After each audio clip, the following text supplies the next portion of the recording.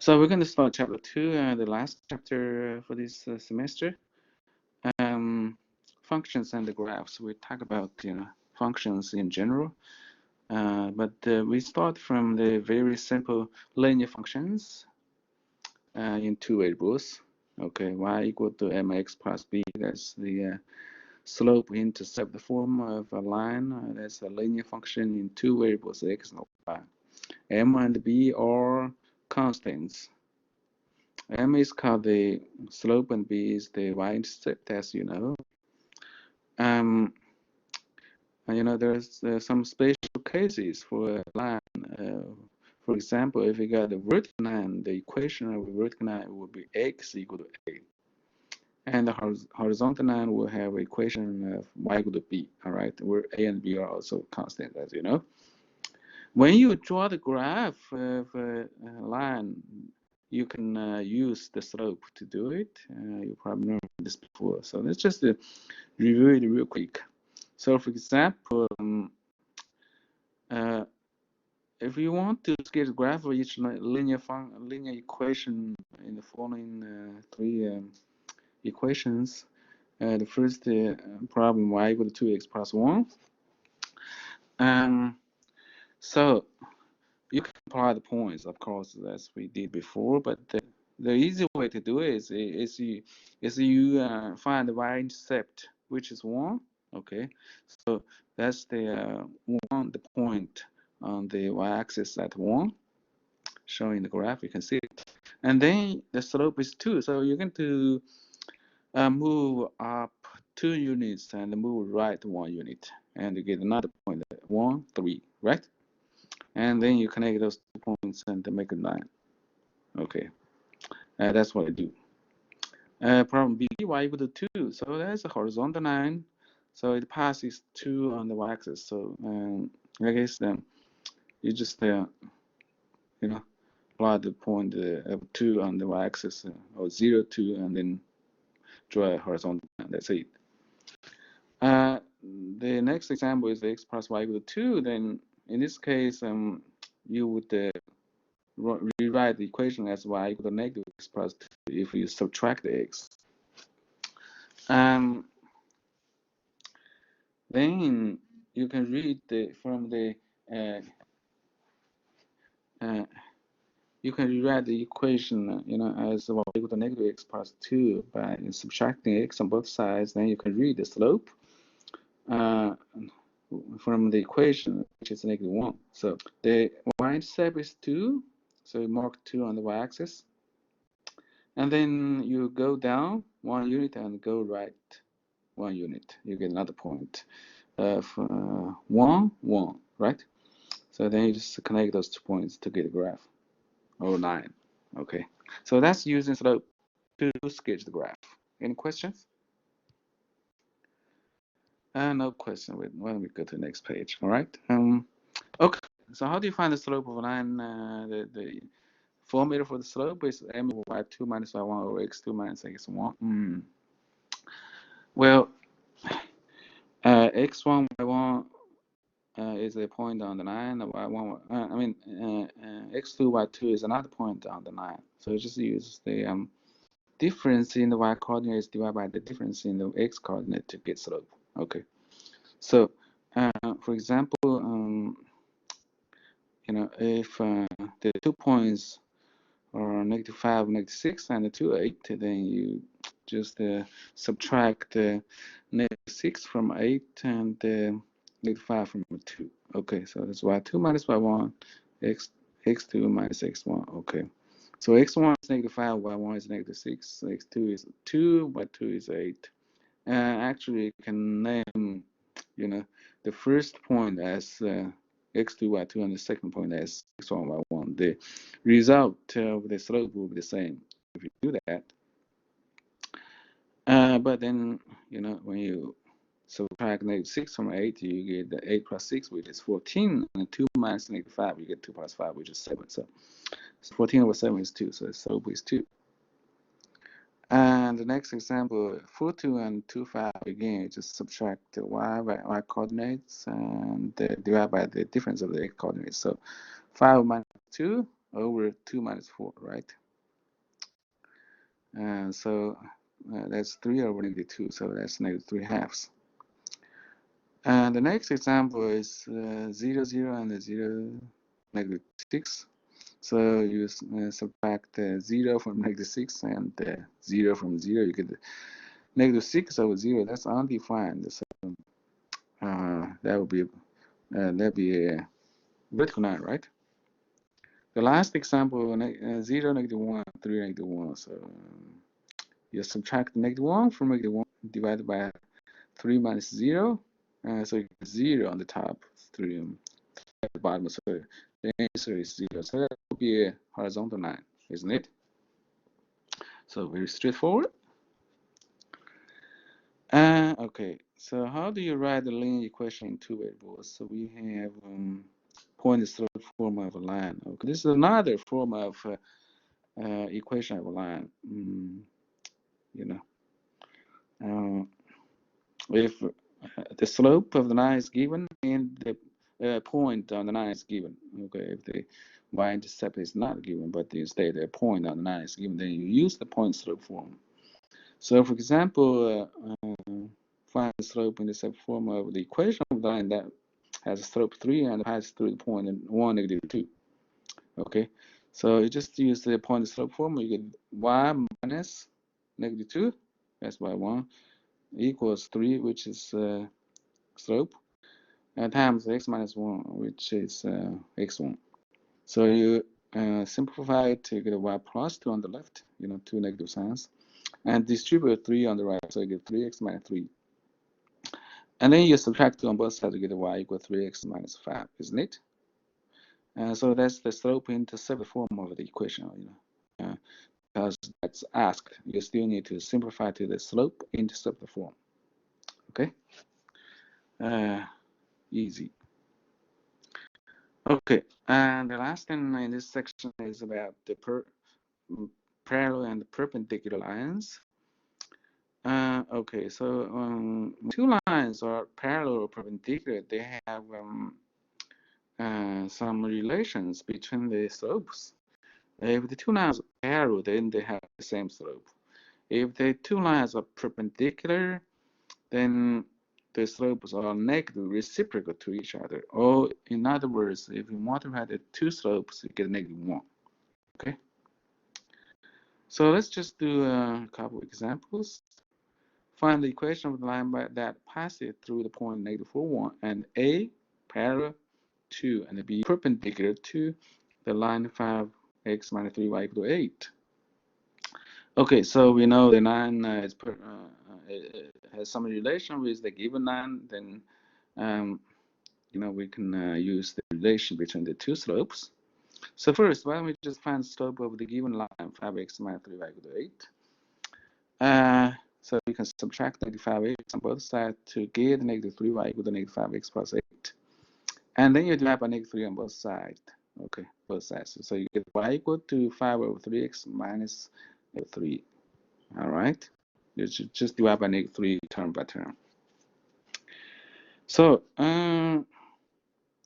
in part A, we know the line is parallel to the given line, so it has the same slope as the given line, and the given line has slope 5 over 3, right? Y equal to 5 over 3x minus 8 over 3. So the line in question will have the same slope, m equal to 5 over 3. And then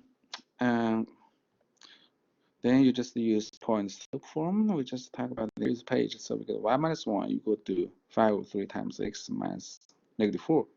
Okay, so we get y minus 1 equal to 5 over 3 times x plus 4. So then again, you need to simplify it. So distribute the 5 over 3 on the right side. You get 5 over 3x plus 20 over 3. Okay, 4 times 5 is 20. And then you move on to the right becomes positive. So you get a y equal to 5 over 3x plus 20 over 3 plus 1. And, you add 20 over 3 to 1, you get 23 over 3. You can rewrite the 1 as 3 over 3. Okay, so that's the answer. In part B, we need to find the equation of the line, perpendicular to the given answer. The given line has slope 503, so the line in question will be negative 305, so negative reciprocal, because they're perpendicular. So then again, using the point slope form, we get the y minus 1 equal to negative 305, the slope, times x minus negative 4. So again, x minus negative 4 is x plus 4, and you simplify the right hand side by distributing negative 3. So you're going to get the negative 305x minus 1205. Negative 3 times 4 is negative 12. And then you add 1 on both sides. So we get y equal to negative 305x minus 1205 plus 1. And then again, combine negative 1205 by 1. You rewrite 1 as 505, and then negative 12 plus 5 is negative 7. So the final answer will be y equal to negative 305x minus 705. So, any questions? I think this section is really short and simple, so I would not spend too much time about this. So let's go to the next section, 2.2. Okay, let's see.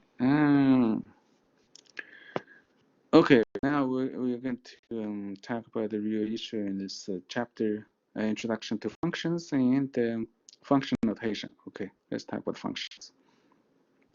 So what is a function? A function from set A to set B is a relation that assigns to each element x in the set A exactly one element y in the set B. So you have two sets of numbers, set A and set B, and then you pick up arbitrary number in set A and assign another number in set B corresponding to it. Okay, then you make a connection between those two sets, and the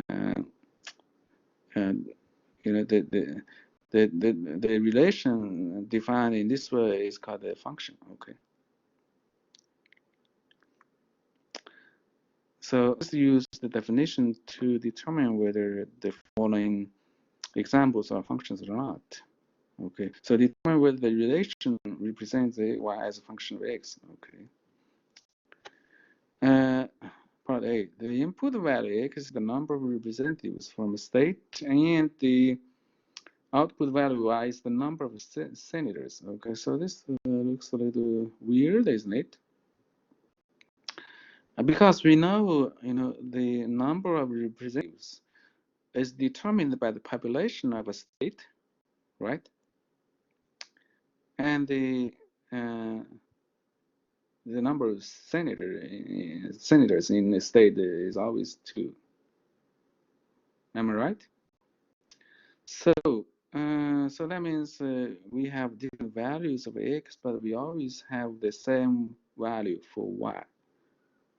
Okay. Does this satisfy the definition of function? Yes, it does, because for each value of x, number of representative state, you only have one value y in set B, the number of senators in a state. You only have one value for each state, one value as number of senators, right? In each state. So that is indeed a function. Okay, so and it's called the constant function because y is always 2 regardless of x values. All right. So that is a function. Okay.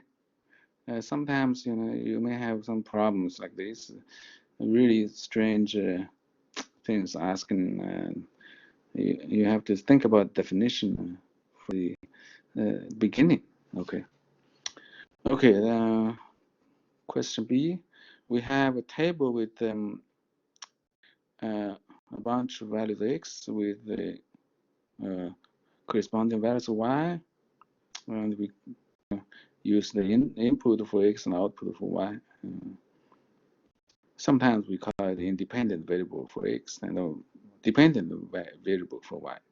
Okay, so then you can easily see that for the value x equal to 2, we have two different values of y, 11 and 10. So that's the valid the definition of a function. So it's not a function. You cannot have two different values of y for each value of x. Okay, and in part C we have a graph with 5 points. Okay, so does it give you a function from these points? So again, if you look at each value of x, you only have one value for y. Okay, so if you draw a vertical line through those points, you only get 1 point. Okay, so that means for each value of x, you only get one value for y. All right, so that's indeed a function. Okay, although it's a discrete function like a, a and b is a function. Okay, any questions? No question. Okay. So let's do more examples of determining functions. X squared plus y squared equal to 8. This is not a function. Okay, because you have y here. When you try to rewrite y as a formula in terms of x, then you have to take a square root, and when you take square root, you will end up with plus and minus. So for each value of x, you have two values of y corresponding to it, right? Plus and minus.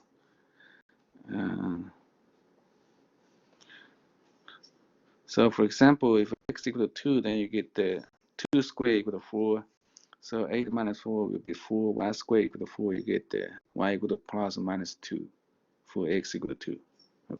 So there are two values for y for the x value. And the other example, y minus 4x squared equal to 36. This is a function, obviously, you can rewrite the equation as y equal to 4x squared plus 36.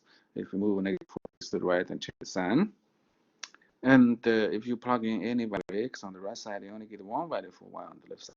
Okay, it gives only one value for y. So that's in the function, no problem. All right, let's do another example. Let dx equal to negative x squared plus 4x plus 1, and we need to evaluate this function. So very simple. I just plug in the number for x. So for example, g of 2 is just negative 2 squared plus 4 times 2 plus so 2 squared is 4, so we get negative 4, and 4 times 2 8. So plus 8 plus 1. Okay, so negative 4 plus 8 is 4, 4 plus 1 is 5. G of t, okay, so this looks a little tricky. You still need to change x to t in the equation. So you replace t, for x, so you get t squared plus 4 plus 1 in the whole function. The next example, we do x plus 2 because I want to evaluate the function when you place x by x. That means you need to plug in x plus 2 for x in the original expression. So in each part, so negative x becomes negative x plus 2 squared because plug in x plus 2 for x, and 4x becomes 4x plus 2, then plus 1. So x plus 2 squared, if you follow it, as we did before, you get square plus 4x plus 4. And 4 times x plus 2, you get 4x plus 8. Okay, so and you distribute the first part, you get x squared minus 4x minus 4.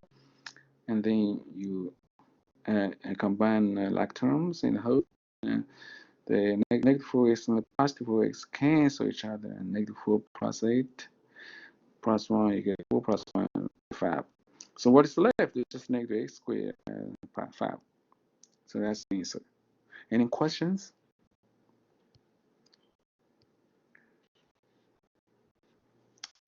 Okay, one of the difficult part for students in evaluate functions is the so-called piecewise defined functions. In this function, the expression of the function is defined differently in different part. So when you draw the graph of the function, you get different pieces. Each piece of curve has different expressions or formulas. Okay. So like in the following example, we got f(x) equal to x squared plus 1 if x less than 0. And f(x) equal to x minus 1 if x greater than equal to 0. So there are two pieces for this function. The left piece, which is for x less than 0. So that's the left half plane, you know, from the y-axis. And then the other half is x greater than equal to 0. So that's the right hand half plane on the y-axis, to the y-axis. Okay, I want to keep in mind is, the right hand side piece includes the boundary because there's an equal sign of x as 0. But the left hand side does not include the boundary. Okay.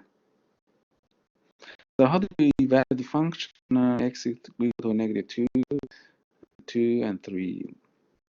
Okay, so it basically comes to the question of which formula you use. We have two formulas. Which formula do you use? You need to determine it from the value of x itself. Okay, for example, when x is negative 2, negative less than 0, so we are going to use the first formula on the top because that's valid for x less than 0, right? So f of negative is negative 2 squared plus 1, so that is 4 plus 1, which is 5. When x is equal to 2, which formula do you use? Then we use the bottom formula because fx is x minus 1 if x is greater than equal to 0. The 2 is greater than 0, of course, so we use the second formula at 1, 5. So just plug in 2 for x in the second, so we get 2 equal to 2 minus 1, which is 1. For x equal to 3, again, 3 is 0, so we use the bottom formula, so we get the 3 equal to 3 minus 1 to 2. So that's we do piecewise defined functions. Any questions? No question. Okay.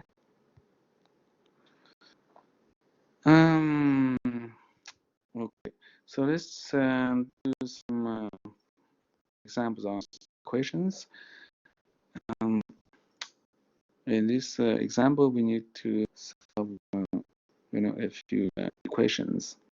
So for now, view values for x such that f(x) equals 0. So that's one equation of f(x) equals 0 and equal to negative 2 explain for part A. So you just set to x plus 10 equal to 0 and then solve it easily by moving 10 to the right.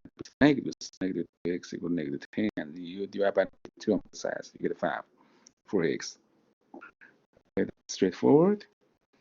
For the b, x equal to x squared minus 5x plus 6, and you solve this equation x squared minus 5x plus 6 is 0. So we can factor easily on the left side, x minus 2 and x minus 3. Negative 2 times negative 3 is 6, and negative 2 plus negative 3 is negative 5. And then you just put a factor equal to 0 and solve it. So x minus 2 is 0, you get the x equal to 2. X minus 3 equal to 0, you get x equal to 2 solutions, 2 and 3 for this equation, right? All right. Okay. In this example, find values for which fx equal to gx, where fx equal to a squared minus x minus 24 and gx equal to 4x minus x squared. So, different example from the previous slide. This time we find the x values for which fx equal to gx. So again, we solve the equation. So what you do is just set them equal to 0 and separate. X squared plus 6 minus 24 equal to 4x minus x squared. And you can easily, move in the term right to the left, change the signs. It becomes a negative 4x positive x squared. And then you combine like terms on the left. You get 2x squared plus 2x minus 24. And you can easily so first, why don't we just divide by 2 on both sides for each term? So that becomes a plus x minus 12, and then you factor easily 2x plus 4 and the x minus 3. 4 times negative 3 is 12, and 4 plus negative 3 is 1. Okay? So x plus 4 equal to 0, you get the x equal to negative 4. X minus 3 equal to 0, you get the x equal to 3. So again, two solutions, negative 4 and 3 for this problem. Okay. Last thing we'll talk about is the domain of each function. This is a good, important property or important problem for any function that we need to know how to do. But a lot of students still don't know what it means, domain. And when every time I ask them what the domain is for a specific function, they just tell me x.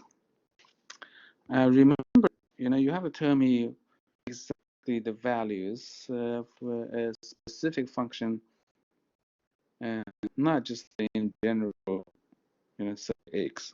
That's not the right answer. Okay.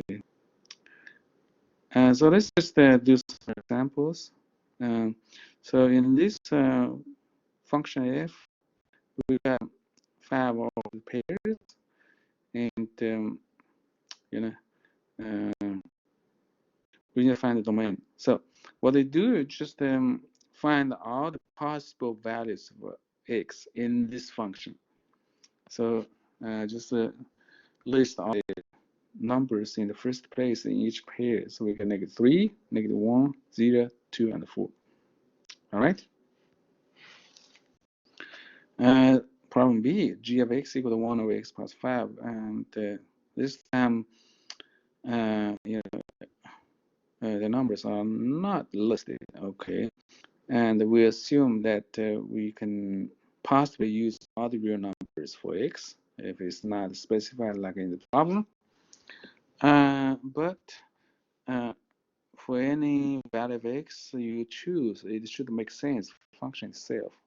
Okay.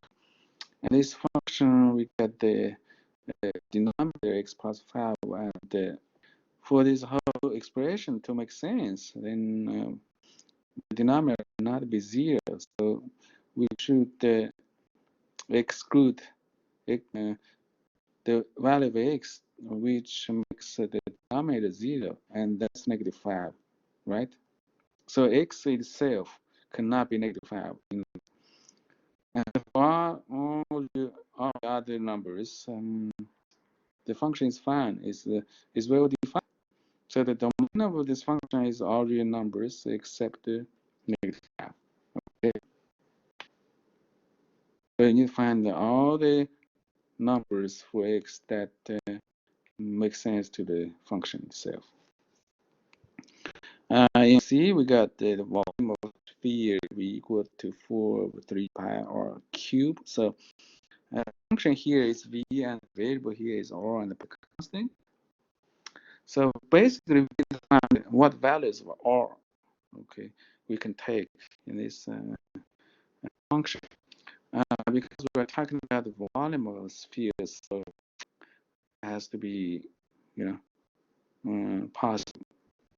So in other words, all the radii of or radius for this field has to be positive. So the plane of V is all real numbers. It doesn't have any other restrictions. That's the only thing we need to consider. Okay, this is another problem that relates to the real life that give us the domain, and we need to consider what happens in reality. In part D, we get another function which equals square root of 4 minus 3x. So that's another typical example that we figure out what the domain is. So in here we have a square root. We want to take root of square root. Remember, we're talking about all real numbers here. So in order for the square root to make sense, the part inside the radical has to be non. So require 3x squared or equal to 0. Okay, and you just solve this inequality. So what you do, you can move 4 to the right and become negative 4. And then you have with 3 on both sides, you get x less to the 4. Remember to negative. So what domain? The domain of function is all the numbers less than or equal to 4 over 3. That's what it means by x less than or equal to 4 over 3. There's no restriction to the function itself. So with so that's the domain for this function. All right, questions? So we have gone through a few examples. We should have some idea how to find the domain of functions. Okay. Let's see. We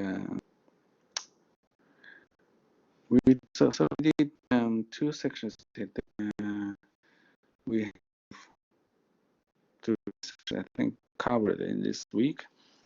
Let's have 2 or 3 sections covered in the next month.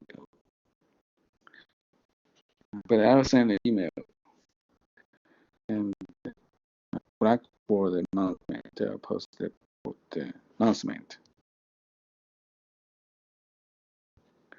Okay. Looks like I got a little problem with the camera. It's off, but I hope you still can still see the slides. Okay, so that's the lecture for today. Any questions for the class today? If no question, I'm gonna